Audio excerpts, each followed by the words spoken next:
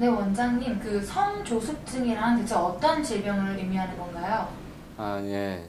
성조숙증은 사춘기 발달이 좀 빨라지는 것을 말하는데요. 남자아이 같으면 만 9살에, 여자아이 같으면 만 8살에 사춘기 2차 성징이 나타나는 것을 말합니다. 그렇다면 그렇게 만 9세, 8세 이렇게 나이를 한정 지은 뭐 특별한 이유가 있나요? 나이 기준을 두는 이유는 일반적으로 여자아이들 같으면 만 10살에 사춘기가 시작되는 것을 정상으로 보기 때문에 만 10살부터 2년 빨라지는 사춘기 발달을 성조숙증이라고 하고요.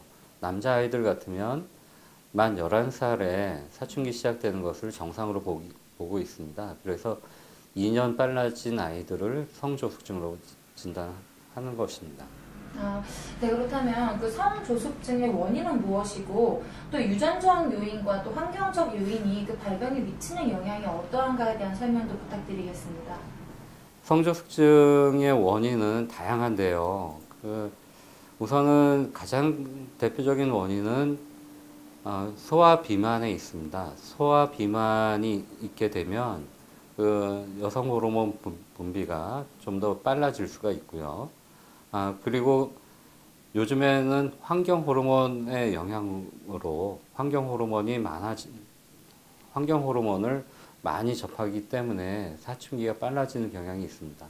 그 외에 유전적인 영향으로도 사춘기가 빨라지기도 하는데요.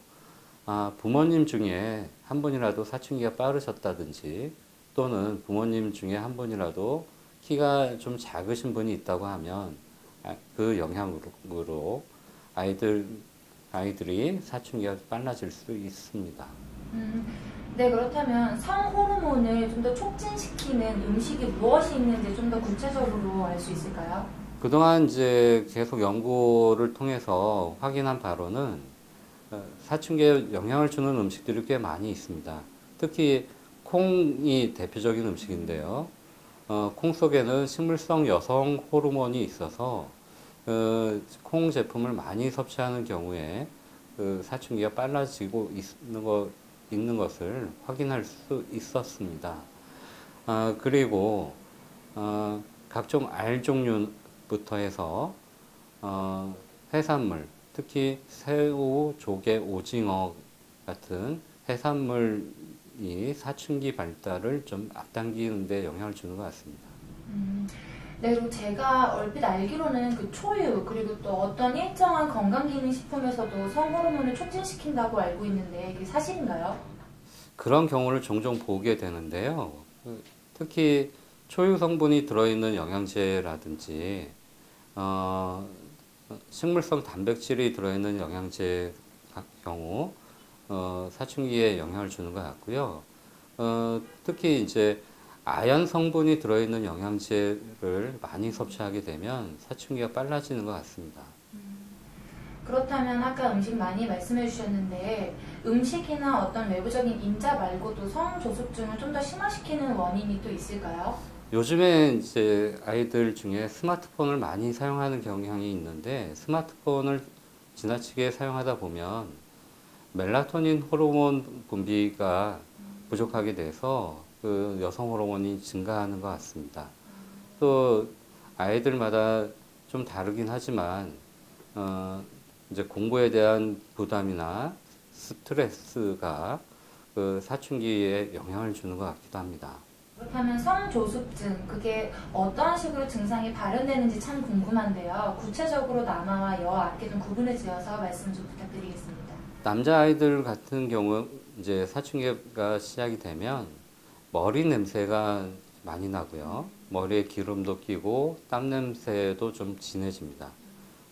특히 이제 고환 크기가 좀 커진다고 하는데 고환 크기는 매일같이 확인할 수 있는 부분이 아니기 때문에 머리 냄새 나는 걸로 사춘기 여부를 확인하시면 되겠고요.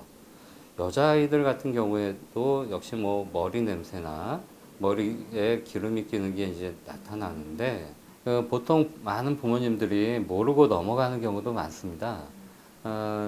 땀을 많이 흘렸기 때문에 냄새가 난다 생각할 수도 있는 경우도 많은데요. 어, 이제 사춘기가 시작이 되면 그 호르몬 분비 때문에 머리 냄새가 진해지기 시작합니다. 머리를 감고 나도 냄새가 계속 나서 간혹 어떤 어머님들은 머리를 다시 감으라고 야단치기도 하시는데요. 만약에 머리 냄새가 이제 없어지지 않으면 사춘기가 시작되고 있다고 생각하시면 좋을 것 같습니다. 네, 성조숙증의 한의학적 치료에는 어떠한 것이 있으며 그리고 또 뭐가 중요한지에 대해서 설명 좀 부탁드립니다. 하이키 한의원에서는 그동안 10여 년 넘도록 그 성조숙증 치료를 안전하고 효과적인 치료 방법에 대해서 연구를 해왔습니다. 그래서 지금 이제 한약으로 성조숙증 치료하는 처방을 이제 개발해 냈고요. 한약으로 성조숙증을 치료하면서 성호르몬 분비가 억제가 되고 사춘기 발달은 늦춰지면서 키도 더 잘 크는 효과가 있었습니다. 전체적으로 봤을 때 적절한 시기에 성조숙증 치료를 잘 하면 충분히 초경도 늦추고 키도 더 클 수 있는 그런 이제 치료법을 개발해낸 것입니다. 네, 그럼 그 치료에서 적절한 시기라고 하시면 여아에 있어서 8세, 남아에 있어서 9세, 그때가 그 적절한 시기라고 알면 되는 건가요? 예, 맞습니다. 일단 사춘기 증후가 나타나기 시작하면 바로 치료를 시작하는 게 좋습니다. 치료 시기를 조금이라도 늦게 되거나 치료 시기를 놓치면 충분히 치료 효과를 보기 어려운 게 이 성조숙증 치료라고 생각하시면 되겠습니다. 네, 그렇다면 성조숙증을 치료하지 않고 그냥 방치해뒀을 때 나타나는 여러 가지 부작용 및 뭐 합병증 이런 건 무엇이 있을지요? 특히 이제 여자아이들 같은 경우 성조숙증 치료를 만약에 하지 않게 되면 나중에 조기 폐경이나 그 호르몬 관련된 질환이 생길 가능성이 높아집니다. 남학생들도 성조숙증 치료를 좀 등한시하는 경향이 좀 많은 것 같아요. 중학교 1학년에 성장판이 많이 다쳐서 성장이 거의 멈춘 단계에서 오는 아이들 가끔 있거든요. 그런 아이들이 대부분 초등학교 4학년 그때부터 사춘기가 시작된 아이들이 많은데 성조숙증 치료를 하지 않은 남자아이들 역시 키도 작아지고 사춘기의 어떤 그 현상이 더 극심하게 나타나는 경우도 종종 있었습니다. 네, 그렇다면 그 성조숙증을 앓고 있는 아이들의 경우에 또래 아이들보다 좀 다른 외향의 변화 때문에 좀 많이 놀림도 받을 것 같은데 우울증이라든가 정서적인 감정의 변화를 호소하는 아이들은 별로 없나요? 많이 있습니다. 특히 이제 어릴수록 초등학교 2학년, 3학년 아이가 사춘기 때문에 가슴이 나오기 시작하면 친구들로부터 소외받기도 하고 또 너무 일찍 초경을 하게 되면 학교 생활에 어려움도 많이 생기기도 합니다. 그러면서 정서적으로 불안하게 되고 우울증까지 오는 경우도 종종 있고요. 그리고 자신감도 많이 떨어지게 돼서 전체적으로 아이들이 학교 생활하는데 많이 어려워하는 것 같습니다. 네, 그럼 성조숙증의 경우는 치료 기간이 어느 정도 걸리나요? 성조숙증이라고 하는 질환은 이제 진단의 그 기준이 기본적으로 표준 나이보다 2년 이상 빨리 사춘기가 진행되는 경우를 말하기 때문에요. 기본적으로 2년 정도 치료 기간이 필요합니다. 또한 아이들 특성에 따라서 키가 좀 작거나 키가 잘 안 크는 아이들은 조금 더 길어지거나 할 수는 있겠는데 기본적으로 2년 정도의 치료 기간이 필요할 것입니다. 네, 그렇다면 그 2년 정도 치료 기간이라고 말씀하셨는데 만약에 치료 기간이 1년이라도 늦어진다면 키라든가 어떤 발달에 있어서 어느 정도 늦춰진다고 볼 수 있나요? 치료하는 기간 동안 늦춰진다 보시면 됩니다. 이제 한약도 약이기 때문에 약을 통해서 치료하는 기간 동안 효과가 나타나는데요. 가령 이제 사춘기 발달이 있고 한 1년 정도 지나서 이렇게 내원해서 치료를 시작한다고 하면 충분히 이제 늦춰지진 않지만 그래도 어느 정도 이제 치료를 할 수는 있습니다. 네, 그렇다면 그 국내 발병 현황이 어떻게 되는지 좀 알 수 있을까요?